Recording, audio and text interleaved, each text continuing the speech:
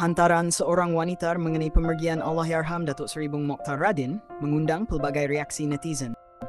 Sebelum kita teruskan, jangan lupa subscribe channel ini untuk mendapatkan banyak info terkini selepas ini. Bagi wanita berkenaan, Pengerusi Barisan Nasional BN, Sabah itu mempunyai kepribadian baik dan melakukan amalan mulia kerana meninggal dunia pada hari Jumaat. Bung Mokhtar yang hari-hari kena maki pun meninggal hari Jumaat. Kita yang merasa diri baik ini belum tentu. Itu pun jangan. Adalah tu kebaikan dia yang hanya Allah tahu, bukan manusia. Innalillahi wa inna ilaihi rajiun, tulisnya di thread. Dia bagaimanapun mengakui terdapat khilaf ulama mengenai siksaan bagi orang yang meninggal dunia pada hari Jumaat. Namun katanya, Jumaat tetap merupakan hari yang mulia. Pada masa sama, dia menyatakan terdapat ramai individu yang berkongsi pengalaman menerima bantuan serta sumbangan daripada Allahyarham. Membaca banyak komen-komen yang pernah menerima bantuan. Itu mengesahkan beliau adalah orang yang baik, walaupun kita tidak bersetuju, tambahnya.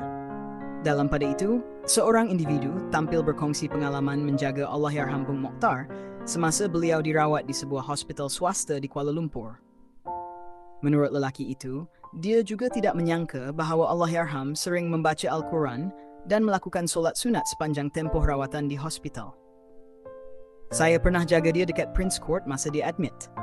Sumpah tak sangka, selama dia stay dalam bilik, dia kuat mengaji Al-Quran dan solat sunat.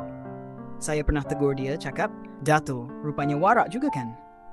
Masa tu dia gelak saja dan kata, "Tak apa, orang luar ramai bilang saya jahat, tapi berbeza sungguh apa yang saya nampak depan mata."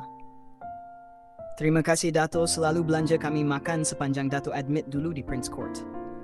Innalillah, semoga arwah ditempatkan dalam kalangan orang beriman, katanya.